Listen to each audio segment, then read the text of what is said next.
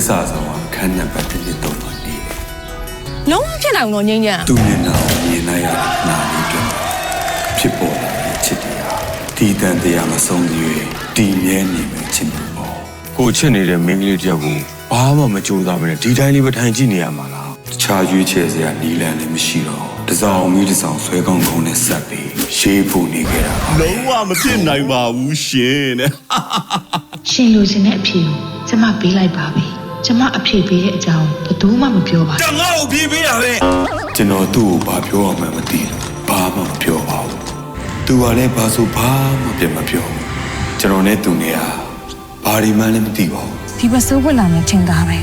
ဘာမတင်ကြရှိလို့လဲဟိုနေ့ကဟိုပစိုးဆိုတော့ဒီနေ့ကဒီပစိုးပေါ့ ငါတလောက်တီးတီးချာချာစူးစမ်းထားရဲ့သားနဲ့ကွာငါဘာလဲပိုင်းမလို့လေ နိုင်နေပါရဲ့သဘောတူဖို့ကလေမောင်တက်ကတော်မှာကွာလာဖိုင်းဝင်ပြီးတော့ဆရာဖြစ်ဖို့နီးလန်းတစ်ခုပဲရှိရ ။လွင်မောင်းကိုပေးခဲ့တဲ့အချစ်ကမောင်းတို့အမြင့်ဆုံးဆုလက်ပါ ကြောင်မီဆိုတဲ့ရွာကမူလာတန်းကြောင်လေးမှာအလေတန်းပြဆရာဖြစ်ခတ်ပေးလိုက်တယ် ။ကျွန်တော်ကဒီเจ้าကို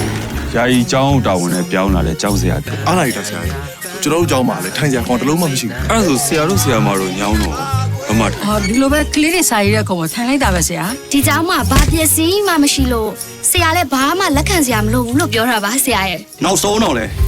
အလူကံဖို့ကိစ္စပဲမလားပြီးဘာမှဖြစ်လာမှာလည်းမဟုတ်ဘူးတပြားမထဲနိုင် ဘာစာမှလုံနေနဲ့ပညာတတ်လို့ဘာလို့ရမှာအချိန်တိုင်းငါလိုပဲထမ်းတတ်ရမှာမလားမိမိကိုကောင်းအောင်ကြိုးစားမည် ကျွန်တော်ပြီးပါတယ်အဲ့ရန်ဖြစ် ကိုဖြစ်နေတာတဲ့ ခလေးတွေကစိတ်တန်ရရသွားလိမ့်မယ် ခမည်းငြိမ်နေတဲ့လူအာနာပေါအောင်ပြရည် ။လောကမှာညံပြင်းတဲ့တပည့်ဆိုတာမရှိဘူး။အပင်ပြညံ့တဲ့ဆရာဆိုတာပဲရှိတာ ကျမတို့ကညံ့ပြင်းတဲ့ဆရာတွေပေါ့ ခမရကိုကြောက်ရေးယူပါလေကြောက်ကခရိုင်ပညာကိုဥအောင်တန်းမယ် ။ဆရာကြီးလွယ် ငါ့ကိုကျောင်းဆရာအလုပ်ကထွက်ပြီးရွယ်တို့မိသားစုလုပ်ငန်းတွေအားလုံးကိုဦးစီးပြီးလုပ်ပါမယ်လို့ကတိပေးမှာပေးစားမှာတဲ့ တင်တင်ရွေးဆိုတာဘယ်သူလဲ ဘာလို့မဆိုင်နိုင်လာမေးနေရလဲ။သူ့ပြည့်ပြည့်ပေါ့မင်းနဲ့ပါဆိုင်လို့လေ ကျောင်းဆရာအလုပ်ကိုဖတ်တွယ်နေတဲ့မောင်ရွယ်ယူနေတယ်လို့ထင်မိပါ တောင်းဝင်လေစောရရွေးပြုတ်ကြသွားလို့